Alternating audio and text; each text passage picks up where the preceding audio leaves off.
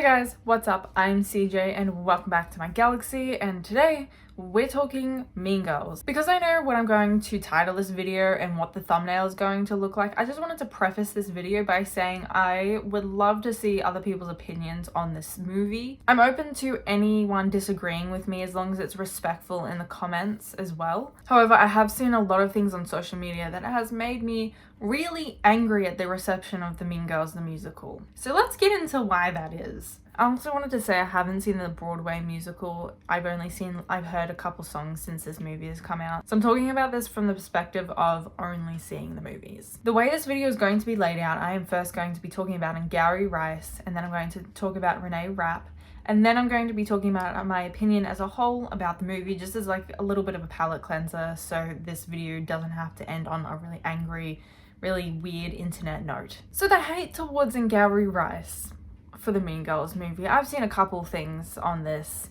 and I have opinions, and let's just talk about what I've seen so far. At first, I started seeing a couple of people talk about how they just didn't like how the Broadway musical of Mean Girls was translated to screen, which is fair because as someone who is a huge bookworm and I see book adaptations just completely destroyed when we see the movies, seeing a Broadway musical just be destroyed in any way, and I'm not saying it's necessarily destroyed, but I've seen some people upset that it was like destroyed, whatever, you guys get what I mean. Seeing it, the translation to movie from Broadway, it can be upsetting, and I totally get that. And that's the sort of criticisms, it was constructive criticisms that I was seeing at first. But then it had kind of a weird turn. It started with people picking up that Angourie Rice is not really a Broadway singer, not a musical singer. She is an on-screen actor, which once again is a very valid criticism that whilst I would personally disagree, I love Angourie Rice's singing. I loved the Stupid with Love song, and it didn't sound all that much like the clips I've heard of the Broadway song. I personally preferred the movie adaptation to the song. I just like the whimsiness of the song and how it kind of felt like that whimsy sort of romance rather than like a kind of obsession romance. The characters in the Broadway musical and Angourie Rice's Katie and the original Mean Girls, Lindsay Lohan's Katie, were very different characters, and I feel like from the clips I've seen in the Broadway musical, it seems like each song has adapted itself to their individual characters. This all started with people with like constructive criticism of the movie that were genuinely expressing their opinion that maybe they didn't like the adaptation from the Broadway and they wish more of the Broadway music was brought into the world of Mean Girls, the musical, and the actual movie. But the thing that frustrated me the most was when people started lip syncing to Stupid with Love. And it wasn't just lip syncing, it was people saying that they were lip syncing with expressionless faces to Stupid with Love and talking about how Angourie Rice didn't have any emotion when she was singing it. Did we watch the same movie? Just because it's a different type of emotion that the Broadway musical had doesn't mean there was no emotion in it. You guys I'm so frustrated with this. You people were lip syncing to it with no emotion on your face, saying that's how Angourie Rice was acting. And then I was seeing people who were saying that Angourie Rice was unaware that you're supposed to act at the same time as you're singing.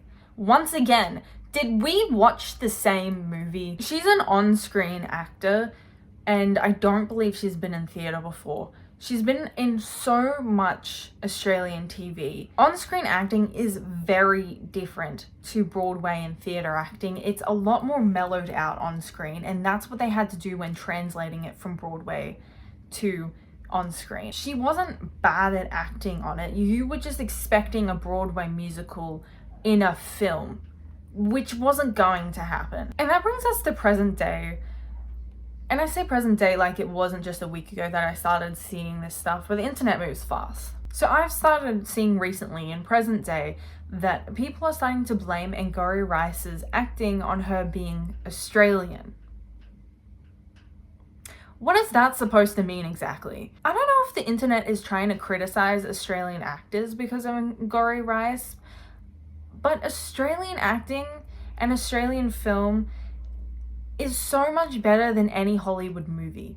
I don't know, like, I hate Americans, man. They don't know what good acting is. A lot of Australian actors won't go to Hollywood because it is not worth it for such a stupid industry. You know, Hollywood recently had an actor and writer strike. You know who hasn't had an actor and writer strike?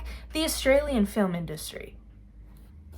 I wonder why that is. Now, before I get into the whole sexist part of people's criticism on the Mean Girls movie, I'm going to get into Renee Rapp, because this is what made me realize, hey, it's not Angourie Rice's acting, it's people being assholes. Renee Rapp, a theatre actor who originally played Regina George in the original Broadway musical, it's very obviously a theatre actor, and she, in comparison to Angourie Rice, like, Angourie Rice is very on-screen actor, and Renee Rapp is very Broadway actor. There's a very big difference between the way they act, which I will get to in a minute. I've seen people picking on Renee Rapp's appearance and weight, and they're picking on her like there isn't an exact scene in the Mean Girls movie that tells us why we shouldn't be doing that. Regina George gains weight in Mean Girls and is excluded from school, her group, her whole life. And she, in this particular musical, I don't remember the scene being in the original movie. In the movie, Regina George is depicted kind of trying to lose weight. She's on a treadmill, and the character very obviously has an unhealthy relationship with her appearance, her weight, and what she eats. We are told explicitly as the audience that we should not be picking on little things like that, like how the plastics did with Regina George. Just, you know, you have to be the bigger person, and you can't pick on her just because she picked on you. That's the whole point. Like, you can't have a cat fight because, like, that's the whole point of the movie, and you people are picking on her appearance because she's a little bit bigger than Rachel McAdams was in the original movie. Which I find to be absolutely insane, because there is nothing wrong with her appearance. She is, and it doesn't matter. Her appearance doesn't matter to the character anyway, because she acts well for Regina George. So I don't see why you people feel the need to be picking on her appearance, other than the fact that you're sexist and need to find a woman to bully on the internet. Now onto the difference in acting styles for Angourie Rice and Renee Rapp. One is an on-screen actor and the other is a theatre actor. And I think that unfortunately Mean Girls has manifested this whole pitting women against each other in their acting. Well, they completely did it on accident, but they did do themselves a big disservice in casting these two together. And in saying that, this doesn't give people an excuse to pick on their acting, because both of these actors are brilliant in their own styles of acting. Angourie Rice has a very mellowed acting style because she's been on screen for so long that she kind of knows that she needs to have a more more expressions in her face rather than the large actions that you typically see in theatre. And you see that in Mean Girls. And what you see in Renee Rapp in Mean Girls is that she has very large actions, and there are some scenes that she seems to be getting used to being on screen, but there are times where she's just using her whole body and not just her face, because it seems like, and I don't know this for sure, but it seems like her very first acting jobs on screen, and she's not quite gotten used to being on screen just yet. And you can see that her acting becomes a lot more comfortable when Regina George is in the neck brace, because she's forced to use her face instead, because she can't use these large actions that she normally uses in theatre. And the reason I bring this up is because it made the interactions between Katie and Regina George kind of awkward, because they were so different in their acting styles.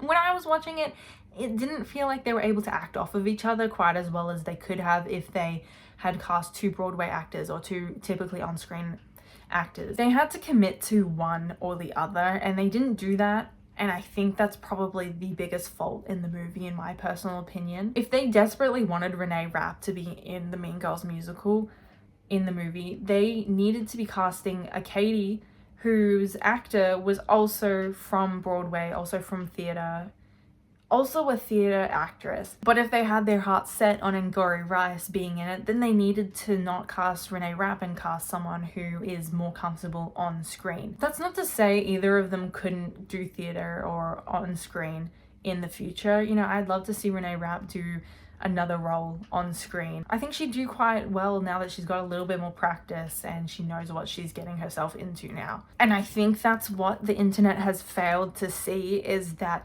they have a little bit of awkward acting because the director and the casting directors have done them a little bit dirty with the whole thing. With the whole production. And unfortunately, because the internet loves picking on women, they have turned into the literal fighting scene when Regina George gets the burn book out and throws it all over the high school. The internet is literally all the teenage girls fighting, while Regina George, who is literally Tina Fey in this situation, is watching over you, proving her point further. I just think it's really disgusting that the whole internet has pitted these two brilliant actresses against each other. What I don't understand is how we all watched last year the Barbie movie. Mean Girls is also another like little girly pop movie that we're supposed to reflect on our own lives, and we're supposed to make fun of ourselves a little bit in the process. How did we watch the Barbie movie and have that reaction and understand being a woman is, and the misogyny that we all experience collectively, and then go to Mean Girls and react like this, and react in such a disgusting way?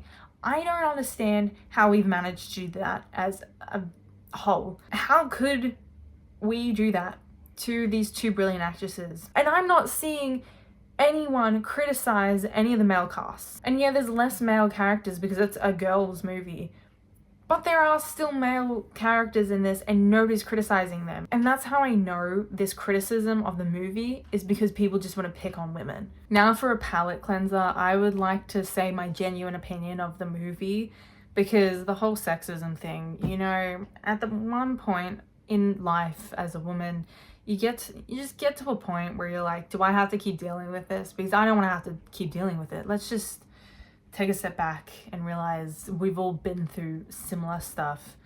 Can we just calm down for once in our freaking lives? Like, come on, don't be an asshole. And before I move on to the palate cleanser, please be respectful in the comments section below. I would love to hear you guys disagree with me, but as long as you're respectful. I don't want to see any comments of you being assholes to Renee Rapp or Angourie Rice or any of the female casts. And I also don't want you being mean to any of the male castings. Just don't be an asshole, okay? So my opinion on the movie as a whole. I said before that I actually really like Stupid with Love. I'm sorry, I know that's an unpopular opinion at the moment, but I really did enjoy that song. It was my favorite song in the whole movie, although I liked the dancing sequence in that. I don't remember what it was called. Someone's gonna get hurt or something like that.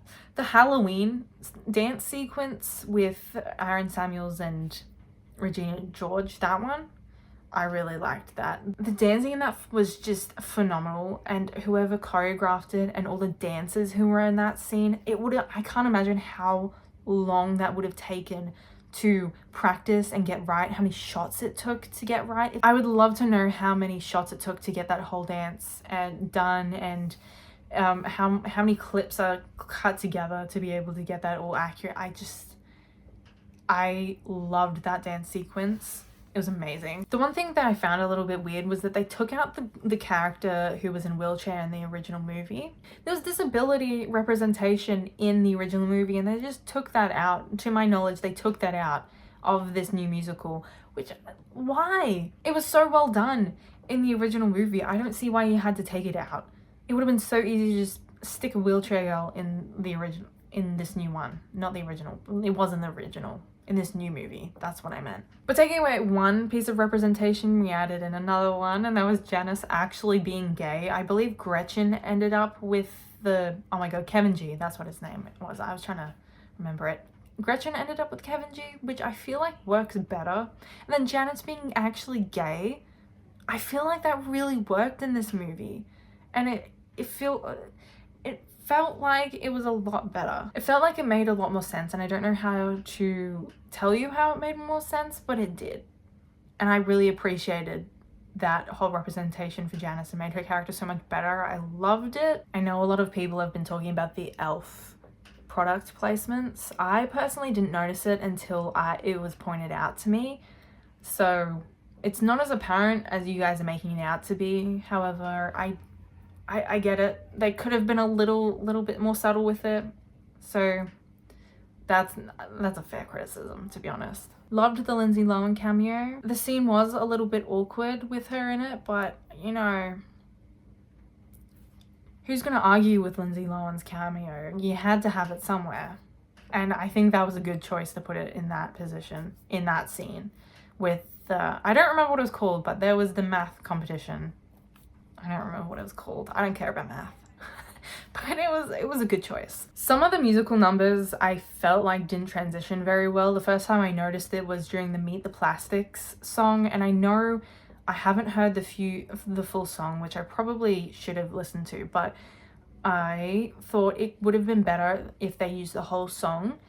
Apparently the Meet the Plastics song has Gretchen and Karen's introduction as well, and I feel like their introduction was really rushed through to get to Regina George and the song itself, and I felt like the transition to Regina George was a little bit awkward and could have been done just a little bit better, and it would have worked if they had used just the whole Meet the Plastics song. I absolutely loved the mobility scooter that they used. That I did not know this before going into the movie, because I found it really weird when they used the mobility scooter instead of the car, and I turned to my sister and I was like, what is going on? Why have they changed this? And then she sent me a screenshot later of her she saw a clip from the musical and sent it to me, like the Broadway musical, and they're on a mobility scooter because of course they can't fit a car on stage.